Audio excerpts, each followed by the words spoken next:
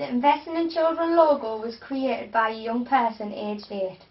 Investing in Children is an organisation which promotes the human rights of children and young people. In general, children aren't taken as seriously as adults. Many people still believe that children should be seen and not heard. Investing in Children tries to change this by creating spaces for children and young people to come together and come up with good ideas. This is one of the ways to make the point that children, young people and adults all have the right to have their voices heard. This is a human right. In IIC, we hold meetings and agenda days with other young people and some adults to discuss our ideas on what we can change about services. We can change youth clubs, transport issues and many more. So my name's Liam Cairns and I'm the Director of Investing in Children. I guess that means that I'm the boss, I'm in charge. I think one of the things about investing in children is that we're the only investing in children there is. And when Investing in Children was first created, way back in the mid-90s, it was an idea, and the idea was that if children and young people were recognised as citizens with rights, we would have to learn how to treat children and young people differently. That was the idea, but nobody knew how to do it. So what we've had to do is we've had to make things up to see if they worked, and some of the things we've made up seem to work really well. So we made up agenda days. You ever been on an agenda day? They work really well, don't they? They're a good plan. And nobody was doing them before, so we kind of invented them. We made up the Investing in Children membership scheme, and that seems to work really well for some people. But other things we did didn't work quite so well, so we don't do them anymore. And I think that's what my job's been about, actually trying to find, along with all the staff and all the young people we work with, making sure that you're hearing everybody's ideas and try to find the best way of making progress. Excuse me. Does that make sense? Do you want me to say some more? Or will that do? Okay, Bruce Gentle, and I'm the Development Manager at Investing in Children. I've been here for just over 3 years, and my work is all about the work that we do outside of County Durham. We work with local authorities, a children's hospital, CAMS partnerships, children's trusts, all around trying to get them to develop their own ways of working with children and young people using the Investing in Children model. I'm also trying to do some work with universities in the region and elsewhere in the country, trying to develop young people-led research, and also to develop our staff development programme to make sure that we train up staff to look at children's rights approaches. Hiya, I'm Helen from Investing in Children and I'm the membership coordinator. So what I have to do is make sure that all the memberships are being done and completed, and when we get any new enquiries that I make sure we follow them up and we send workers out and we go out and we see some fantastic practice. My name's Michelle, I'm one of the project workers here at Investing in Children. My role is to work with children and young people in the groups that we have. My role is to help them understand their rights, to talk to them about the issues, the problems that they think are across County Durham, and to help them think of ways that they can go about addressing these issues and problems, how they can challenge people who maybe are in positions of authority so that they can try and make change. I also run the Natural Allies scheme, which allows young people the opportunity to appoint their own advocate, somebody that they feel comfortable talking to, and that means that they can work with that advocate to have a say on the decisions that are made about them and for them.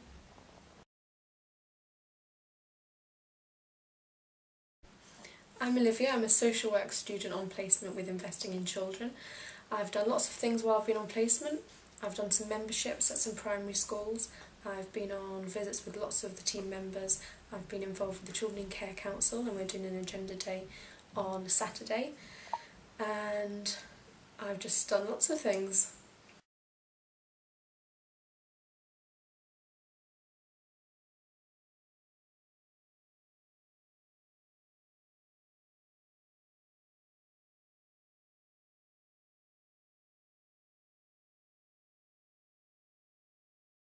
Through various agenda days held across the County Durham, we identified that the issues to do with young people are around transportation, accessibility and reliability of bus services. So, the Transport Group was set up to improve transport for children and young people across County Durham. This group helped us to make savings up to 50%, 10% online discounts, cheaper single fares for everyone under 18, savings of up to 50% for full-time students. The social networking group was set up in February 2010 and continues to work towards the goal of a fully functional, safe chat online meeting site for County Durham, as well as the use of Facebook. 3. The Decisions Group plays a very important role within investing in children. It acts as a steering group and is responsible for ensuring investing in children works in a way that meets the needs of children and young people and addresses any issues within the organisation. The DRIVE project was developed and is overseen by a Children's Rights Officer and the Licensing to Children's Reference Group. The scheme is available to young people who are looked after by the local authority and care leavers aged 17 to 24 years old. The project enables these young people to access driving lessons with financial support from Durham County Council. The authority pays for every other driving lesson, the theory test and the practical test. The Children's Rights Officer can also provide support materials to enable young people to practice for their theory test.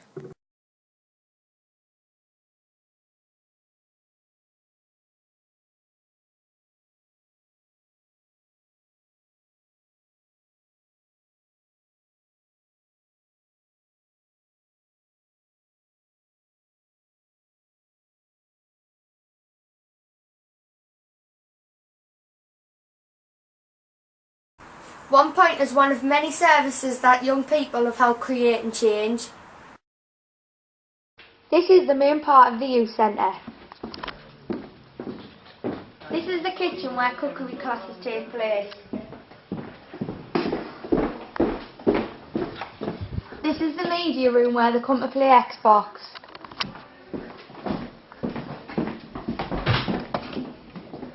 This is the dance studio, which is also used as a nursery during the day. The good thing is about being in the extreme group is you get to go places, meet new friends, fight for different causes, and be understood, basically. At the extreme group, it's fun because you get to meet new people, and you get to say problems you're having, and you get to tell them to the group and then sort them out and that, and it's good fun.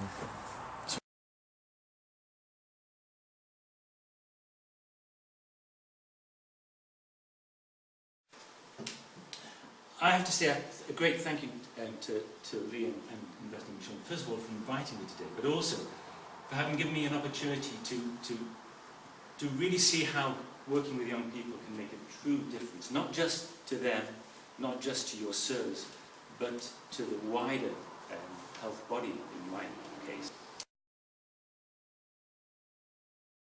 So I'll come on to that. Well, history, I think you'll have heard something about the history from various colleagues this morning, but I can remember many years ago when Investing in Children first started, how different times were then.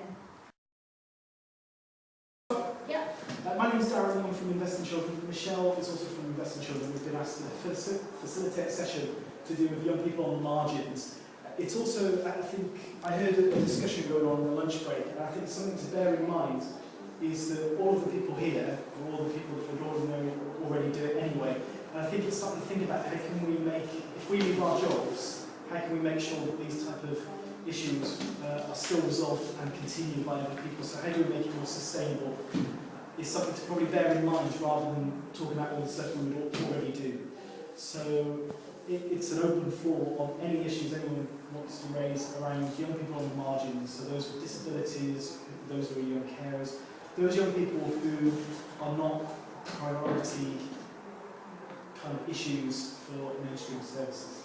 To give a bit of a context to that, I recently did a youth club membership, once they were, but the young people in previous years have gone through the membership process with disabilities going to this youth club.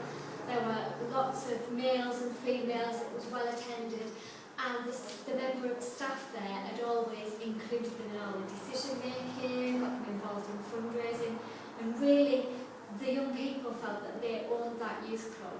And the last time I went out, what they said to me was, that member of staff retired and now it's just not the same. So I think that's around sort of making sure that it's not just one person in the organisation. In that situation it was, I think, the manager or the lead worker.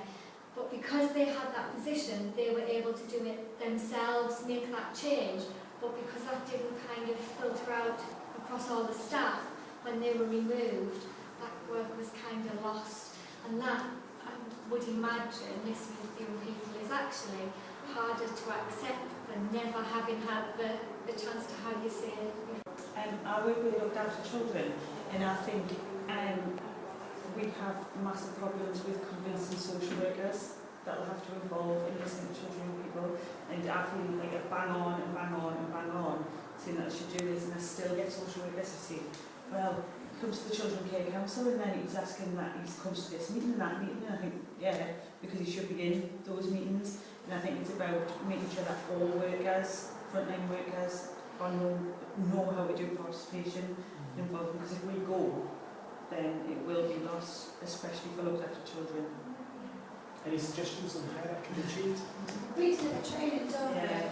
we? We've got a generic training that can be accessed by anyone who works in any service, whether they work with young people or not, because we believe that young people should be involved in any service anyway. What we want you to know about our disabilities. People in our group have lots of different disabilities. We also have lots of ability to use some examples of what our disabilities mean and what effect they have. I hearing impairment or deafness. It means I can't hear like people who don't have an impairment. It might mean I have a hearing aid or I use sign language or read. I might be able to hear some things, or I might be able to hear nothing.